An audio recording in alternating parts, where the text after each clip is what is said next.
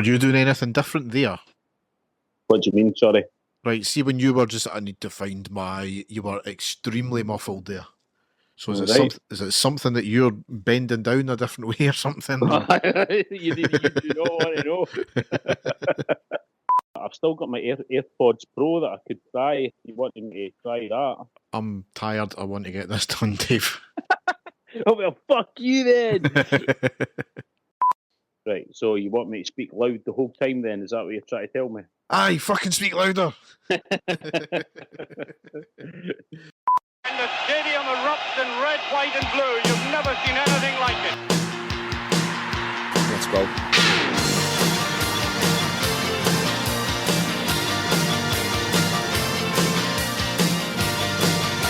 Manchester, brace yourself. Rangers are coming! Hi everyone and welcome to the next episode of the Are You Ready podcast. As ever, I'm your host Derek and with me is my co-host Dave. How you doing, Dave? Derek, I'm very well. I'm on my days off, long weekend, looking forward to that. And the sun is out as well. Yay, excellent. It's it just means I've got to do work in the garden though. Oh, poor you. Yeah, it's always about you, isn't it? It's always about how hard you've got things in your life. Eh? That's it. You're always looking for the simple all the time. Constantly. Come on. Yes. Get a grip of yourself, man. You get no sympathy for me, I tell you that. I'm married. I need to get a grip on myself these days. There's nothing changed there then, eh? Yes, so we've got a couple of games to cover tonight. They're not the greatest of games, but it's probably going to be more about the controversy after it, as there always is when Celtic don't win an Old Firm game. We're not too sure how the audio is going to work out tonight, so apologies if it's a wee bit dodgy. It's a combination of Skype deciding, or Microsoft deciding to close Skype down, so we're having to use a new platform. Dave and his birthday celebrations decided that, or his wife decided that he was going to get a new iPad, so he's on different set of headphones with it as well, with the microphone. Yes. So it's been a bit farcical trying to do testing and try to get this all, and we don't know how it's going to work out. So apologies if it's dodgy this time. We're going to look on solutions if it is dodgy for the next time anyway. So without further ado, we'll go down the tunnel and onto the park.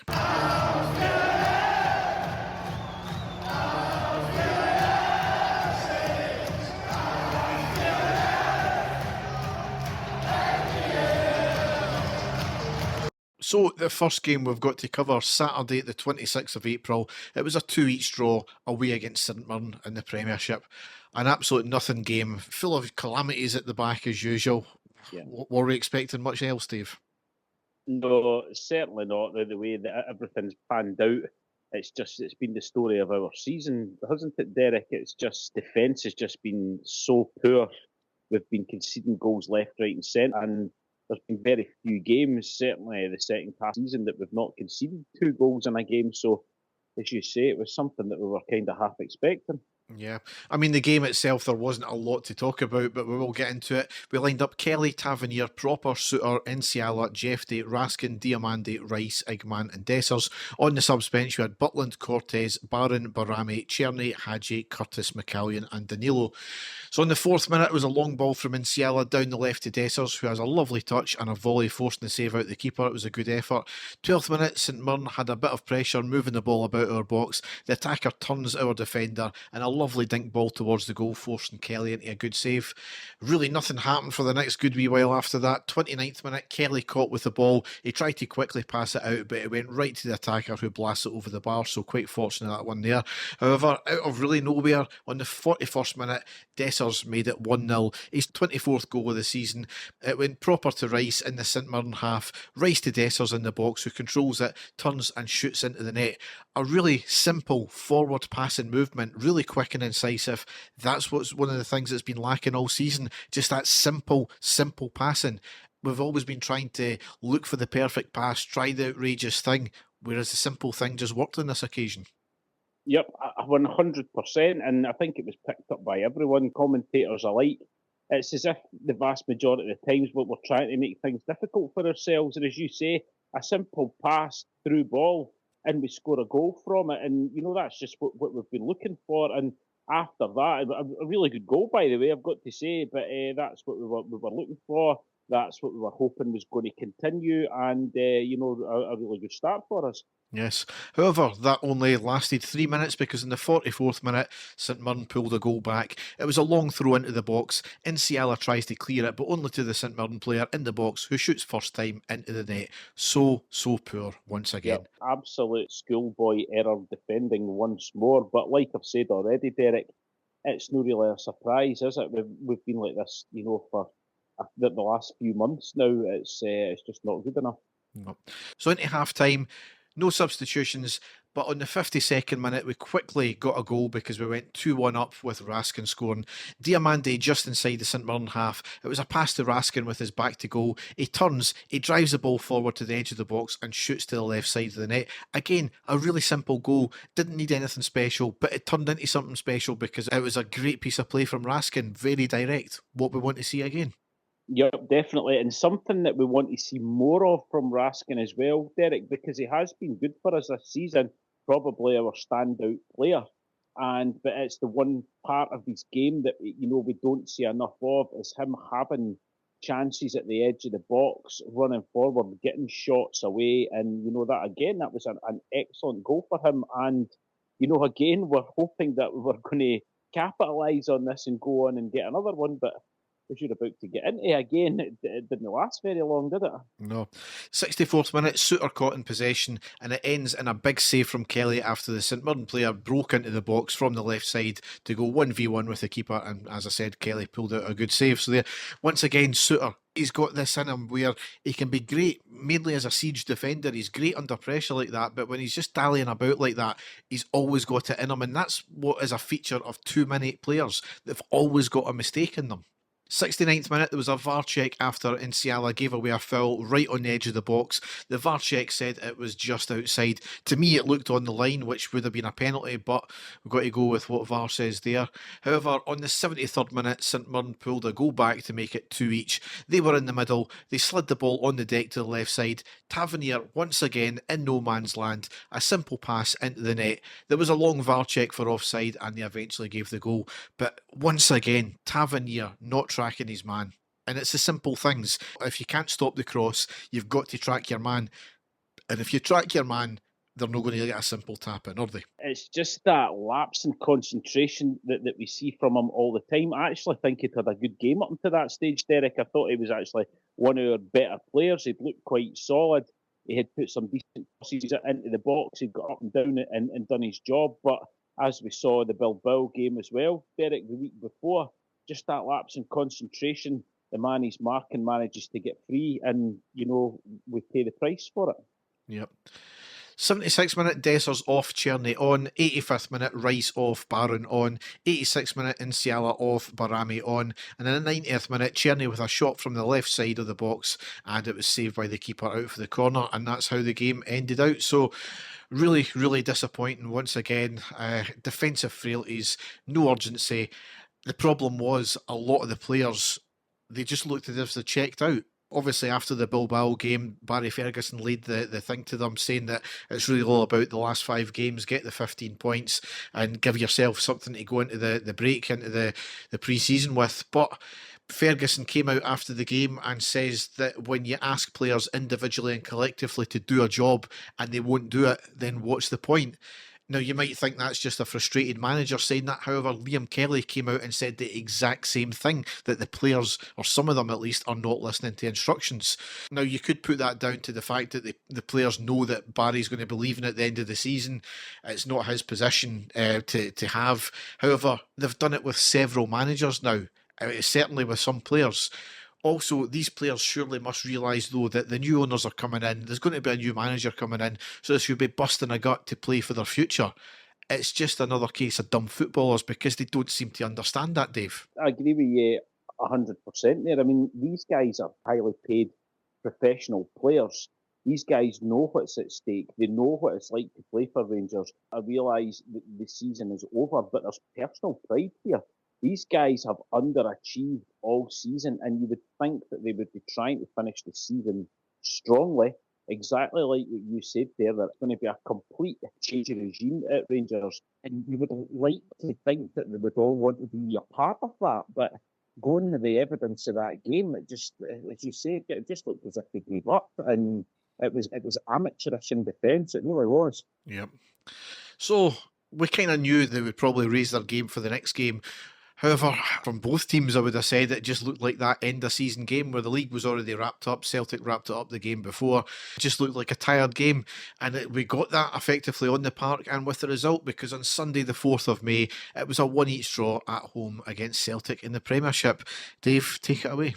Yep, a few changes that Barry Ferguson put out the team. The starting 11 was Kelly, Tavernier, Suter, Balogun, Jeffrey, Barron, Diomande, Raskin, Barami, Cherny and Dessers on the bench, Butland, Cortez, Inciala, Castellan, Giro, Igman, Hadji, McCausland, Rice and Danilo. Worth noting, Derek, I don't know if it was picked up, but I heard that actually on the TV and the radio also, but it was James Tavernier's 500th appearance for Rangers, which he's much maligned, and me and you have given him his fair share of criticism over the years, but a fantastic achievement regardless. But going into the game, we actually started off really quite well. I thought we played well in the first half. There was an early chance for a corner right in the first minute, straight to Liam Balogun, who hits a really powerful header and heads the ball off the top of the crossbar and over, and he was kind of unmarked there, Derek. So I was quite disappointed that he didn't get that one on target, because you would be expecting him to at least make the goalkeeper pull off a good safety there, but it was over the bar. But certainly started off really well, didn't they? Yeah, I mean, I think you'll maybe put that down to him heading the ball with his Zorro mask. So that's right, yep. 7th minute though, poor touch by Diomande in the halfway line. Celtic break into Adam Ida, but a great tackle by Balogun, latch-stitch tackle and away. But it was end-to-end stuff, because Rangers break straight up the other end, ball to Raskin, into Cherny. He shoots, it's deflected, it's saved by the Celtic goalkeeper and out for a corner. Wasn't Schmeichel, it was in goal, it was Sinisalo, who I honestly don't know much about. And from that corner, it comes in, there's a header by Raskin, and it's saved on the line by the Celtic goalkeeper, and it's still 0-0. Celtic get the ball into the box a couple of minutes later, and Ida again, he pulls the trigger, but a great sliding block for John Suter, and Rangers get it clear. But then on the 24th minute, Derek, Rangers have the ball in the back of the net. We're all celebrating. We thought that Rangers had scored, but as I've said before, we should never, ever get excited when we score into Celtic these days, because I don't know how many goals that we've had disallowed, and this, again, was one of them. It was a free kick from the right wing into the box, and there's Raskin again, showing how good he can be in the air. He rises up, a great header past the Celtic goalkeeper into the back of the net. VAR checked it, they drew the lines, Derek, and if he was offside, it was an inch, if not, and the goal didn't stand. Did you think that was the correct decision? sadly, yes, it was a great move. Got to take that, but sadly, it was just offside. But you've got to take them, I think. Yeah, I know. It just seems to happen so many times against Celtic now, Derek, that we get goals disallowed. But that wasn't to be. About 10 minutes after that, a corner to Celtic, a header by Cameron Carter-Vickers. Good save by Liam Kelly over the bar and out for a corner which didn't come to anything. 44th minute, the ball played up to the centre to Adam Ida. He runs through, 1-on-1 with Liam Kelly. Kelly pulls off a great save to keep it out. That could easily have been 1-0 to Celtic. But from there, Rangers break right up the park, and we do get the goal, and this time it does stand. It's Diomande in the middle of the park. He plays a great through ball, slightly diagonal to Cherny. Cherny, he dummies it. It's picked up by Dessers. He takes a touch, takes it slightly wide. He manages to get the ball free and then fires and shoots the ball underneath the Celtic goalkeeper into the back of the net. And Derek Dessers had been completely anonymous that whole game, but give him his due. He popped up at the right place at the right time and fired that one in to make it 1-0 to Rangers just before half-time. It was a fantastic goal, and that's what you've got to do. I mean, you said he had a quiet game, and he did, but that's because he wasn't getting any service. Now, we've had players in the past who were strikers who done a lot of work. They came back and they dug out and they tried to create their own space and their own goals, ultimately. Dessers is a different kettle of fish. He needs 10 good shots to get something in the back of the net normally. I want to pause here for a minute because he has been criticised, and probably quite rightly sometimes. However, that was his 25th goal of the season.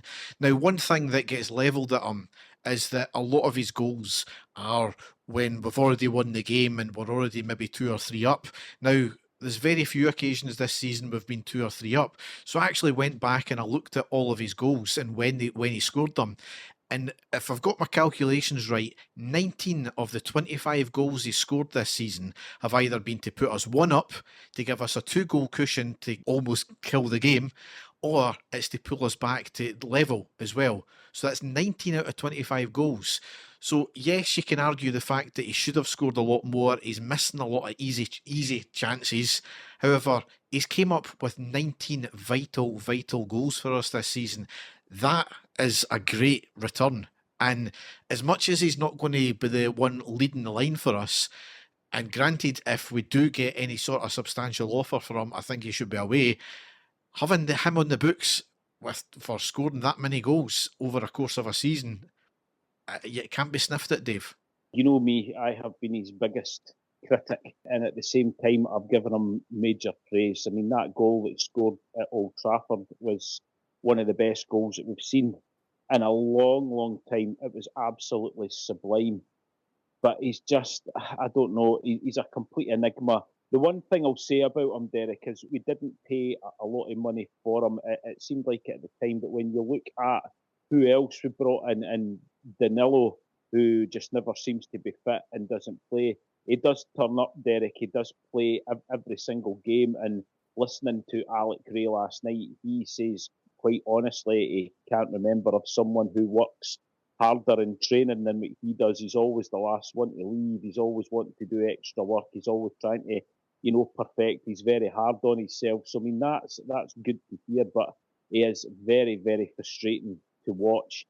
None more so than just after half-time, Derek, because we had a great chance to go 2-0 up, and it was a break, and it was Dessers who broke just on the left-hand side, and he had the Celtic defenders done for pace, and he ran into the box, and he had 2 options to pass the ball. He had Raskin and he had Cherny, and all he had to do was just sort of side pass it, but he decided to go. The Celtic defender eventually caught up with him. The goalkeeper ran out, and he basically fluffed his lines, and it was a great chance. And you think to yourself, when he comes up with some pieces of absolute magic, and there's other times very frustrating, but that's Dessers, and I'm trying to live with that now, and I'm trying to find my peace with it. But I've found it difficult. But that's just the way he is, and the season as it's ended, it has been a very good goal return for him. But there's just been a lot of times I feel that he could have done better than what he did. But getting back into the game, that was in the 51st minute that happened. But then 5 minutes after that, Celtic have got the ball into the back of the net, and again it was tippy-tappy defending, Derek, from us. We had a couple of chances to clear. Adam Ida gets the ball, and he's lucky because the ball bobbles, it ricochets, he gets it back, and then he hits a shot which deflects, and it flies in past Liam Kelly in the goal. Now, straight away, I'm looking at it because Dyson Maeda's, in my view, standing right in front of Liam Kelly. The ball fizzes right past him. The linesman puts his flag up instantly for offside. We're thinking that's fine, but then it goes to VAR, and as usual, they seem to take forever, and they seem to check. And it was shown that Maeda was slightly to the left of Liam Kelly. So, in their opinion, he wasn't interfering with play at all. I'm finding that really difficult to come to terms with, Derek, because he looked very close to the ball when it was struck. I don't know what you think. You were one of the ones that think it was a correct decision, because I'm still struggling to see how he couldn't have not been interfering with play on that one. Yeah, I mean, he wasn't interfering directly with play, so he wasn't standing in front of him. He wasn't directly in his eye line. However, there is a thing called peripheral vision. And for me, if I can see an opposition player in my peripheral vision, I'm mindful of where I'm diving and where they are. So yeah, I don't see how they can give it as not an offside. So, yeah, that's another one. A lot of other people are saying, no, that was the correct decision. You know, I think it was the ex-referee and all that on Sky Sports was saying it was a goal. So I suppose we've got to take that. But I think the problem is it's like it's always been for a long time. It's easy not to give us something compared with Yes, Celtic. So yes. And that's certainly the way that it now feels, because if the roles had been reversed there, going by the experience that we've had over the last few seasons about goals getting disallowed and stuff like that, I would be very surprised if that was us, that would be allowed to stand. Maybe I'm being cynical, Derek, I don't know, but it certainly feels like it to me. But anyway, getting back into the game, Rangers made a double substitution not long after that. Igman and Hadji on. Cherny and Barami off. Now, Barami had been quiet. Cherny had been quiet as well, Derek, but I still feel that he was our best attacking option. I'm not quite sure about that one. Did you agree that he should have went off at that stage? I think it was correct because he had done nothing all game. Yes, I understand the whole thing about, oh, he's always going to be a threat, but he wasn't up until that point. So, yeah, you could see the frustration. Obviously, he wasn't happy coming off, and he was banging the dugout as well. But I think sometimes when it's not working, it's not working. You've got to change something. So, yeah, it was a justified sub for me. Yeah, well, there was a half chance in the 70th minute for Igman. He sort of first chance. He sort of turned on the edge of the box, hit a shot. It was well past the post. But 10 minutes later, and here's another controversial decision here, Derek, that I'm still looking back and I'm still shaking my head at, and I want your opinion on this. And it was the chance inside the box. The ball fell for Raskin just to the right-hand side of the 6-yard box. The Raskin slips initially. We thought the chance had gone, but he gets up quickly. He manages to have a shot. The ball deflects and ricochets and then lands right at the feet of Aeneas Hadji. And before Hadji can get a shot away, Callum McGregor comes right through, and for what I've seen, it basically wraps his leg right round Hadji.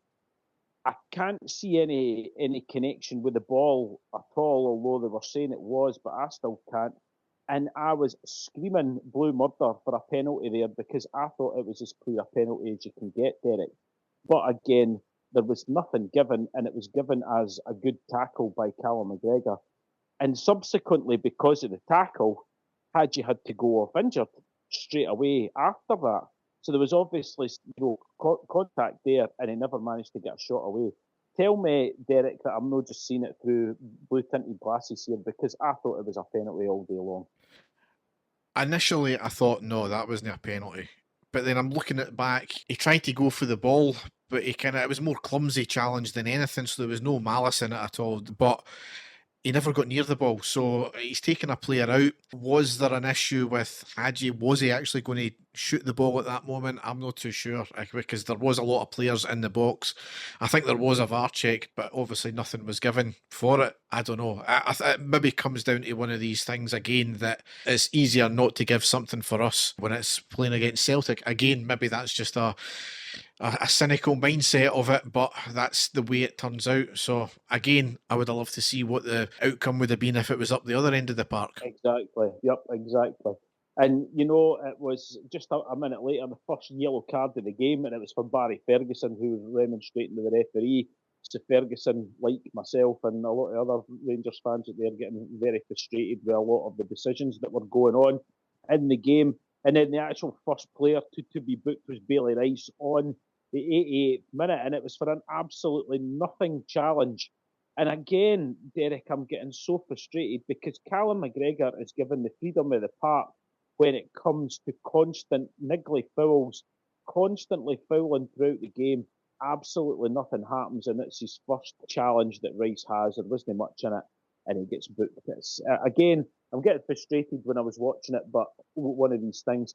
And basically, the game was about to fizzle out. There was 7 minutes of injury time added, but then almost a disaster on the 7th minute of added time because James Tavernier gets caught with the ball. He makes a mistake in the Celtic half, and Celtic break at speed, and it's Maeda, and he just bursts right down. We know how fast he is. He's into the box. I thought he was going to score. Fair play to Liam Kelly. He runs out. He makes himself big. Maeda goes for the shot. It hits off Kelly and falls for Tavernier, and he eventually gets it clear, and that was the final kick of the game. So nearly selling the jerseys right at the end there, Derek, but a good save by Kelly. Yeah, I mean, I think Tavernier needs to be buying Kelly a lot of beers after that one, because once again, Tavernier caught in the Celtic half. What was he doing? I know.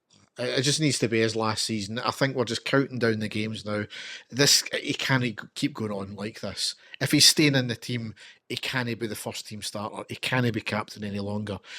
He's just got to be a case of thank you for your service and goodbye. See if he wants to hang around a wee bit for a testimonial. I mean, I don't agree with it. Right, if the club really want to do that, keep him on the books, but he needs to be nowhere near the first team in that case. But just to round out the game, obviously, as well, you were talking about yellow cards. There was nothing meaty. There was nothing overtly yellow card worthy. But like you said, Callum McGregor, lots of niggly wee fouls, and he's never given a yellow card, is he? That's the one of the big issues. It was constant throughout the whole game, Derek. Absolutely constant. You could see the wee kicks here, the wee kicks there, the pushing, the grabbing, everything, and completely and totally unpunished. And I just felt it was really unfair for the young man, because there was hardly anything in the tackle at all. And it was the first one, and he's put in the book. So I was a wee bit stunned for that one myself. Yeah. So overall, probably the first half, we were the slightly better team. Yep. Celtic probably slightly edged the second half as well without doing too much. Also, as I said in the outset, it was really, really just a nothing game. A game probably that they were quite happy it ended in a draw. Right, so this is where the point we get into the ranty section now. So the first thing we've got to cover is that the fact that there was a Buckfast bottle thrown from the direction of the singing section towards a Celtic player when Celtic scored to make it one each. I suspect not, but if whoever done that you're listening, you're an absolute dickhead.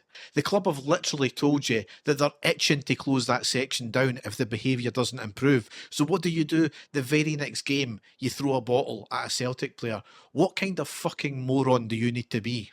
It's just sheer scum, Derek. Let's be honest with you. And I really don't care what team it is that we're playing and what you think. There is just absolutely no place in it whatsoever. I really hope that the club find out who it is and the person is banned for life, because it's just completely unacceptable, and we're going to get punished for that majorly as a club. So just completely moronic to start to finish. Yep. Next thing here, now we've had Watergate in the last Old Firm game, and now we've got Tifogate. Oh, yeah. So at the start of the game, a giant image of the iconic picture of Graham Souness with a shotgun was unfurled, and the caption, "Take aim at the rebel scum." Now, it was the 4th of May, which is commonly known as Star Wars Day. Yep. So clearly the caption was aimed at Celtic fans. They are the self-proclaimed rebels after all. But with a play on words as well for Star Wars Day, because that is what they say in Star Wars, rebel scum. So Yep. For me, and pretty much every other Rangers fan, it was an absolute cracking display. One of the best the Union Bears have done. Of course, Celtic didn't win the game, so there had to be an issue with something. Now, complaints started to filter in during the game. You've seen it online. Most Celtic fans that I've seen as though that weren't actually bothered about it. Some of them were actually praising it for actually being quite clever. So it was getting the praise of some Celtic fans, and they're like, I'm no bothered because we do the exact same, if not worse. You would have thought that nothing would have came of it. However, after the game, it got worse, and Red Rangers released a statement correctly condemning the bottle thrower and said that steps were being taken to identify and ban them, but also they commented on the tifo, saying it crossed the line. Now, the usual pundits jumped on the back of it. That's despite the same pundits saying absolutely nothing about the Green Brigade tifo a few weeks ago giving tribute to a convicted murdering terrorist. The police also confirmed in this case that they were investigating, and images of them seizing the banner at half-time were seen. So, before we go any further, let's address the club's stance here. They've made an absolute cock of this.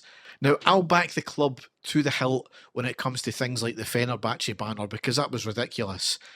But in what was at its probably worst satire, a wee bit spiky, yeah, they've jumped in with 2 feet too quick to condemn the fans. There absolutely will be an element of the club trying to protect us for the investors, but I'm not having the club having a go at the fans when they don't back us up, when there is absolutely nothing in the banner. Now, the pundits and the media reaction is completely expected. It's tiresome. It's fucking tedious at this point. Their hypocrisy is there for all to see. The BBC even blurred the banner out in their highlights. It's a fucking edited programme. So they didn't even have to show that image in the first place. So why they had to go to the lengths of blurring it out is absolute beyond me. It's the same time and time again when it comes to anything about us. They know there was fuck all in the banner.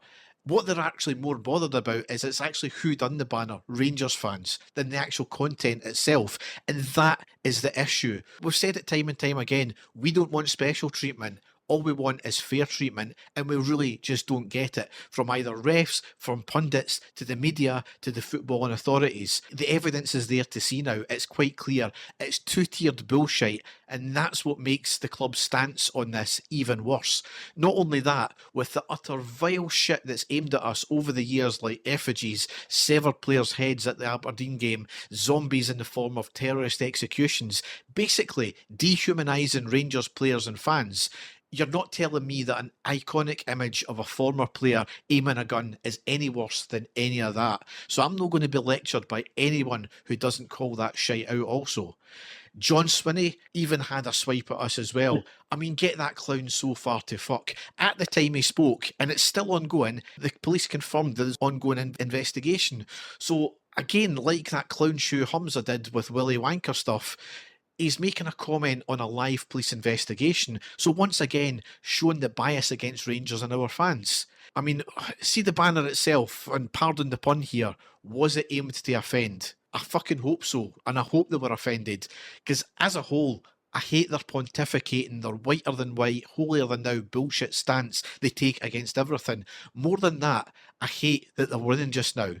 But in that offence, they do not have the right to run screaming to mummy saying that was bad boys over there that done it, and then do the exact same, if not worse, and then expect us just to take it. Now, the last piece about it here, the Fans Advisory Board did have a meeting with the board. It was a couple of days ago. They asked fans for questions, obviously a lot around the statement that Rangers released. The long and short of it is they don't pre-approve the Tifos. I find that really, really hard to believe. They were in discussions about the acceptability of the Tifo when it got unfurled.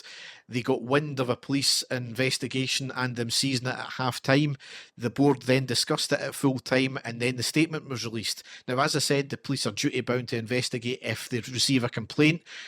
It's something that they surely must have received a complaint over, because I can't see them doing this proactively, because they've never done it before with anything, with any sort of banner.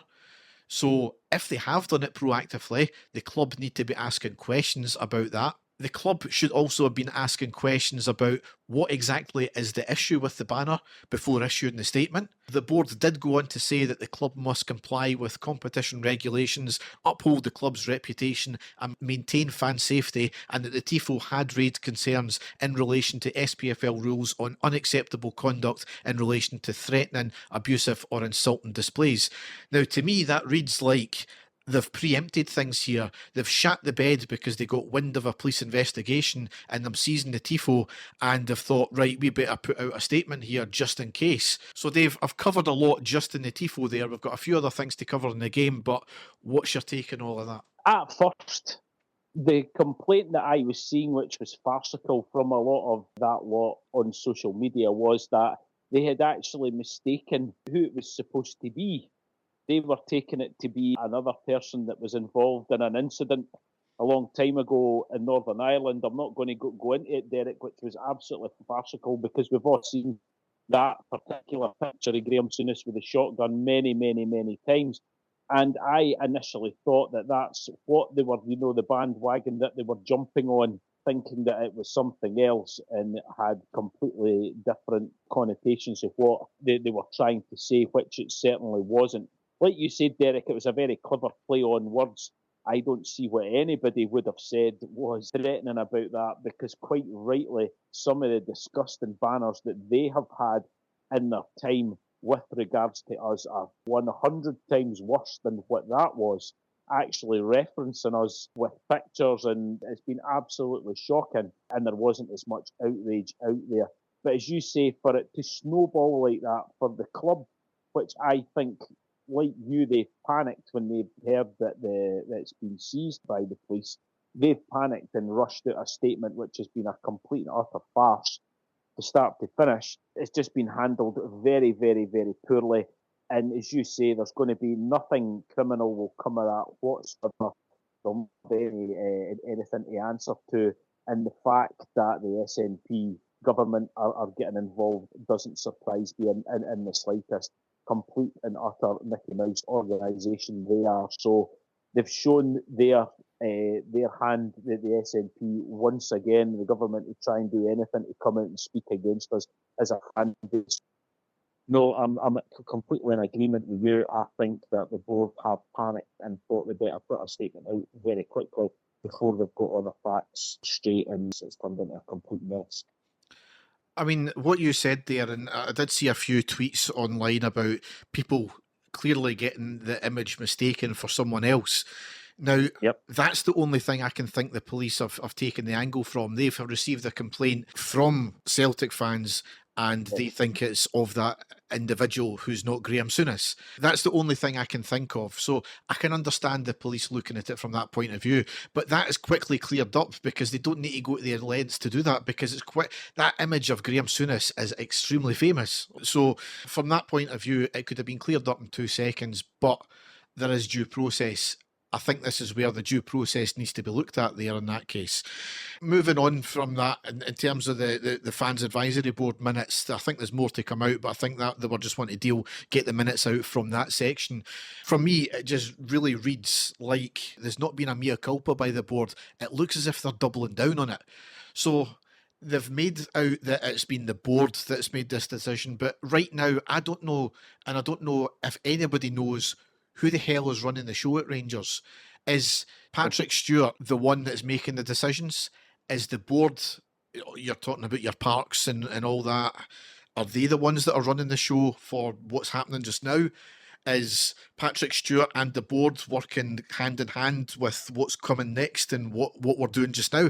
Nobody knows just now. So that's what the Fans Advisory Board minutes so far looks to me as if it's been the board. Nobody knows. There's a lot of shit that's came out for anti-Patrick Stewart stuff already. If he's had any hand in this, it's not a good look for him, put it that way, and he's got off to a very, very bad start. So there needs to be some sort of balance there. There needs to be some sort of transparency. Who is dealing with what in the club just now? Because right now we don't know. The next thing, just finishing off the game, the other thing to come out of it as well is that a 35-year-old man was seen in a video that was posted online after the game with his phone mocking the 66 who died in the Ibrox disaster. Police are investigating that, and the company he works for has sacked him. Now that is the kind of stuff that crosses the line. Rangers, in fairness, in one of their statements, they did release a statement after saying that they think it's disgraceful, etc., etc. But we see it time and time again from Celtic fans, from Hibs fans, from Aberdeen fans, mocking people, some of them who were kids, who went to a football game and never came home. The fact that they think that's acceptable is beyond the pale. Now, this guy is a 35-year-old guy. He's got a wife, his kids. He had what looked to be a well-respected job. What kind of person and what kind of mindset do you need to have to do that, mock dead, innocent people? So that's one thing. There was other unconfirmed videos that it's the hatred for him has probably crossed a line again, which we cannot condone that whatsoever. Some people will try to condone it about what's happening in his personal life. Now, the guy will get his comeuppance in terms of the law judging him. He's already lost his job for that. There will be welfare issues, and he's made his bed in terms of that. He's got to live with that now. But taking personal vendettas and risking his family's and his safety over that now, that is just as bad for me. So any fans who think that is justified is completely not acceptable in the slightest. So, Dave, a lot to unpack with that game there. There will be still fallout from the Tifo and all that. Can I just say just one more thing here, Derek, that I find it's really again getting me, and again it shouldn't surprise me. but the narrative that the media in Scotland have brought on the banner also, and bringing up the fact that they're hoping and praying with everything that they can that this takeover deal isn't going to happen. And for quite a few of them to say that this will look bad for us with the takeover, and the people from the American investors coming in won't be looking at things like that in a good light, and this could put everything in jeopardy. Absolute nonsense, Derek, again. And they're just so desperate for this not to happen for us, and it comes out and it shows their pure bias against us. It's something that I wanted to bring up because I've seen it on countless media pages, mainstream media pages, and it's the usual suspects that are doing it. I'm not going to name them, but you know exactly who it is. But it's getting really quite tedious now, and they're just desperate for that to fall through, aren't they? I mean, do they actually think the 49ers group are coming into this? They don't have a clue about the club and all that. They've done their due diligence. They are owners of a sports team in America. I'm looking at a story here from December 2024, so not long ago, about 49ers fans fighting each other in their own stadium. So they're aware of how volatile sports rivalries can be. They're not coming into this with their eyes closed. They know this was a powder keg game. If they don't, they certainly do now. But, they think that billionaires are so fucking stupid. This is not a Craig White type affair. This is serious businessmen who know what they're getting into. So, yeah, it's just typical from the media. They hate everything to do with Rangers. It will not change. There is too many of them embedded in well-positioned places within the media now for it to change anytime soon. So, yeah. But a lot to unpack there. The games to come in the last 3 games of the season. Sunday the 11th of May at home against Aberdeen. That's a midday kickoff. Wednesday the 14th of May at home against Dundee United. That's a 19:45 kickoff. And the last game of the season, Saturday the 17th of May, away against Hibs in the Premiership as well. That's a 12:30 kickoff. That game cannot come quick enough. I know. Again, we've said it for the last few games, Derek, haven't we? We're just wanting really good finish to the end of the season, just to give the fans something to cheer about. And, it's been so long since we've actually had any type of victory at Ibrox. It's quite incredible. So, yeah, we'll just have to wait and see what happens. Yep. So, we'll go now into the news.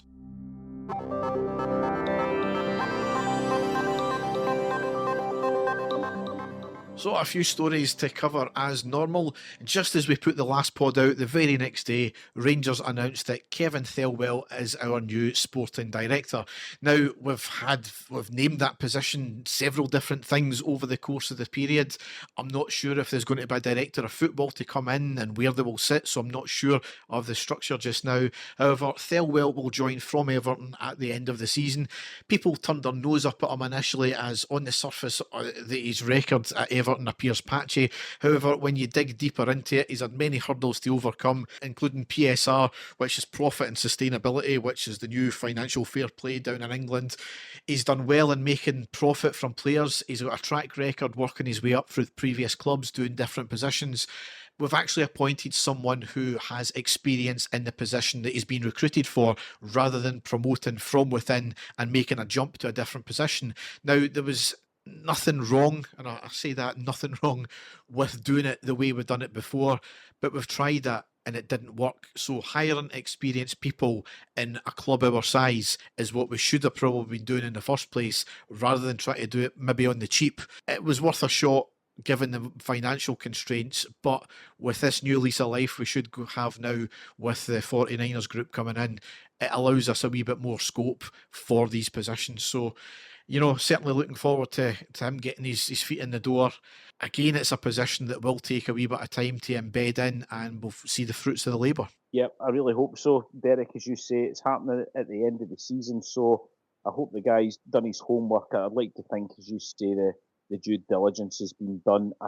It seems to me like the pieces of the jigsaw that have been missing for so long are slowly but surely getting put together, and that can't be any coincidence with the proposed takeover happening. I think that this is all something that's been planned for for quite some time. So, yep, here's hoping it's going to be successful. Yep. The CEO Fan Forum, which was obviously separate to the Fans Advisory Board, that was held on the 25th of April. Patrick Stewart was apparently quite open, came across well, addressed a number of things. I'll list a couple of them here. Next season, we'll play with Umbro Kits as the manufacturer. Basically, it's still a Castore contract and they've bought the rights to Umbro. So I don't know how that's going to work out. Recruitment will begin on a new academy director.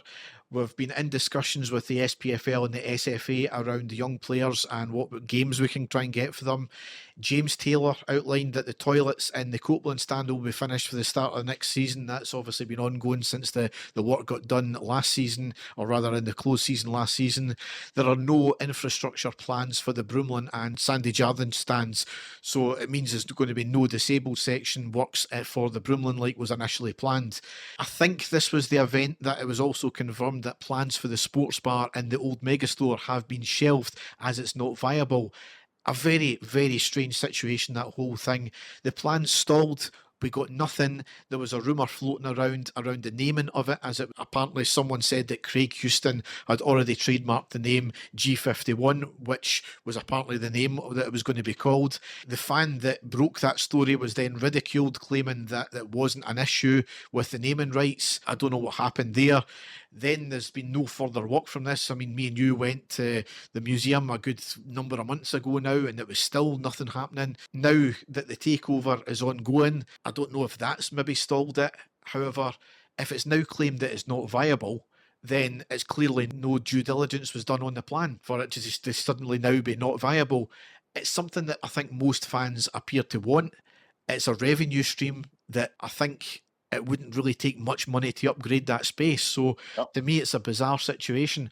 Maybe it's stalled because I know there was feasibility plans done for filling in the corners, taking away the screens, filling in the corners with seats. So maybe that was part of that feasibility. Maybe that's in a longer term thing that space would maybe be needed to backfill with seats. Who knows? I mean, I can imagine the stadium plans, if there is any at this point, are going to be way down the list, and they should be way down the list just now. But the new owners have got to look at the fact that, well, we're a 50,000 seater stadium. Celtic have always got that jump on us by having 10 extra thousand seats. An easy way to grow revenue is to increase the capacity of the stadium. So that might be in the long-term thinking. Obviously, plans for Leeds Stadium have just been released as well now that they've confirmed they've got promotion. So maybe it is on the horizon. We'll just need to wait and see. Yep. No, I think that you've hit the nail on the head there, Derek. There's been a lot of talk on stadium expansion, a lot of talk. And if you think about it, the easiest way, I'm certainly not a structural engineer, but the easiest way for them would be to add the extra seats in the corner and fill up that section above the two corners, and that certainly would probably take the space where that is at the moment. So that's the way that I'm looking at it. I think that's possibly what's going to be looked into. So, but only time will tell. We'll just wait and see what happens with that. Yep. Last few stories here. Speaking of the takeover, on the same day that Thelwell was announced, Rangers and the 49ers group released a joint statement confirming that takeover talks were happening. Really significant that, even though we all pretty much knew about it already. However, it was significant because it was the first time either group had confirmed that talks were ongoing. Through various friendly media channels, it's been confirmed that Greta Steinson has been having conversations with managers from across the continent, or has certainly been looking them out. The last news we heard that broke a couple of days ago, it's not going to be someone who has connections with the club previously. So that would rule Gerrard out, which is quite funny because just on the very night that was broke, there was a funny drunken video from Gerrard where a Celtic fan was trying to get him to say hi to Debbie or something like that, and he ended up saying, "Fuck Debbie, I fucking love Rangers." So it was quite a funny video. It obviously fueled speculation, but if it's going to be nobody connected to the club previously, then that probably rules him out then, doesn't it? It does, and I think the vast majority of fans, I think, would welcome that. I think we're wanting a complete new regime in there, Derek. Someone who is on board with the plan. I just have a sneaky feeling, Derek, that everything has already been agreed and put in place, and they're just waiting, for everything to be rubber stamped before it comes. But we don't have that much time, so I think hear something as soon as the season finishes. I think that Barry will be thanked for what he's done. He's came in. I don't think it'll be him that will be there, and the new manager will be introduced. So again, I keep saying it, but it's just only time will tell now, and we're anxiously waiting on hearing news about that. Yeah, I mean, I did see a funny rumour, the fact that he's working for Red Bull. It's going to be Klopp that comes in, so that would there you go. that would be interesting. I'm going for Klopp as manager and Steven Gerrard as his number 2. There you go. There you go. Fantastic. Also to do with the takeover, key members of the takeover group were given a tour around Ibrox. It certainly wasn't hidden. Media cameras were not there in person to greet them, but there was videos that kind of were floating about social media as well.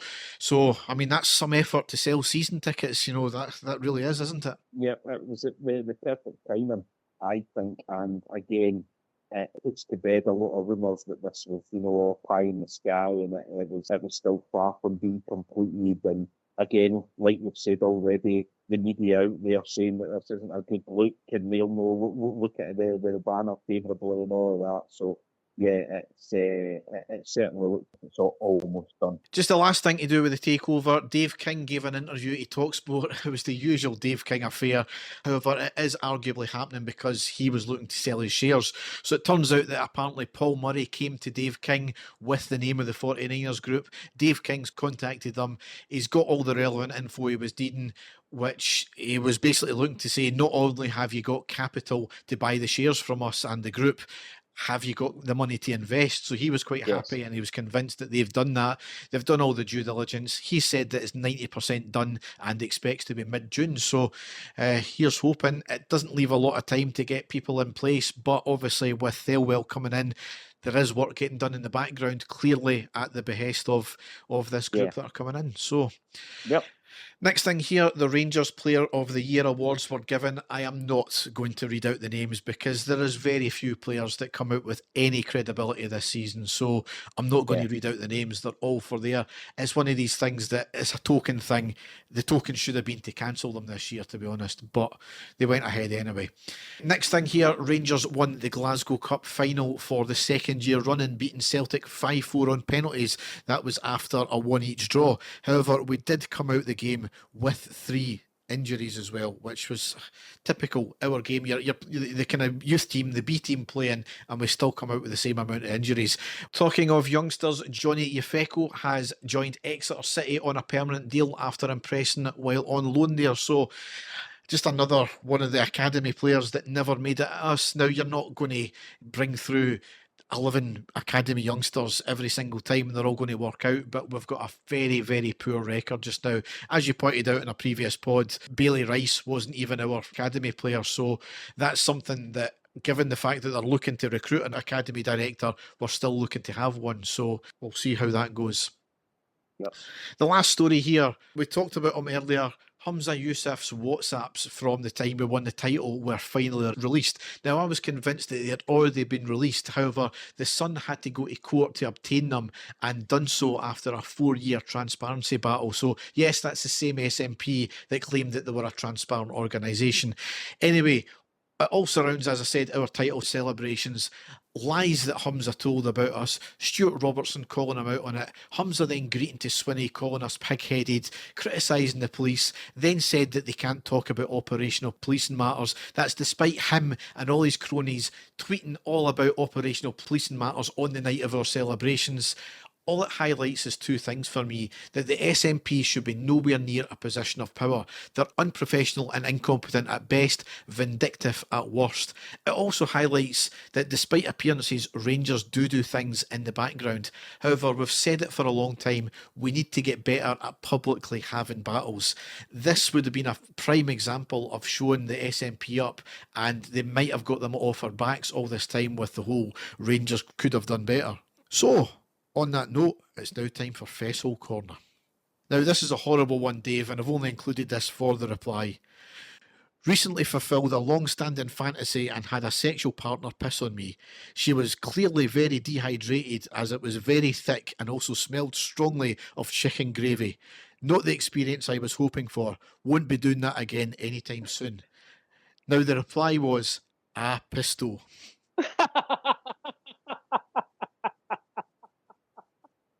Oh, one of the all-time great replies.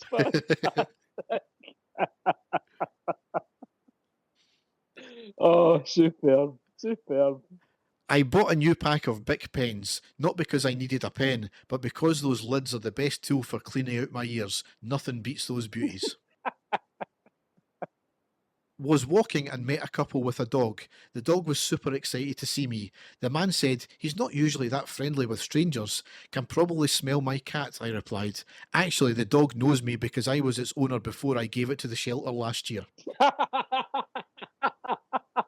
As a child, I always thought it was weird that my granddad kept a pair of garden shears in the bathroom where he had no plants. As an adult, I understand it now.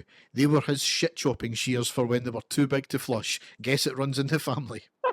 Shit-chopping shears. Oh, that's a belter. The recent Bangkok earthquake struck while I was on the receiving end of a pegging in a local establishment. The street was full of those places, and I will never forget the sight of so many half-dressed, half-aroused, panic-stricken, middle-aged white men fleeing their buildings. That's a belter. And to round it off, used to work in a factory that made pork pie, filled an ice cream tub with salty pork pie jelly and took it to the pub. Me and my mate gulped the lot down over 3 pints of Madry. Oh, that's disgusting. That's minging. Oh, dear. So, on that note, we will end the podcast. So, Dave, as we've said, you know, the games themselves, they were just tired and weary. End of season games when they know the gig's up, basically. Nothing's there to play for. However, we've said before, it's about personal pride now. Clearly, some of these players haven't got it. But we'll see what the last 3 games bring us anyway. Yeah, definitely. And as I say, we can just only hope that we get some entertainment for us long-suffering fans. And we get a few victories in there, but we'll wait and see what happens. Yes. So, all that's left to say is thanks for listening and goodbye. Take care, everyone. Bye-bye. And the stadium erupts in red, white and blue. You've never seen anything like it. Let's go.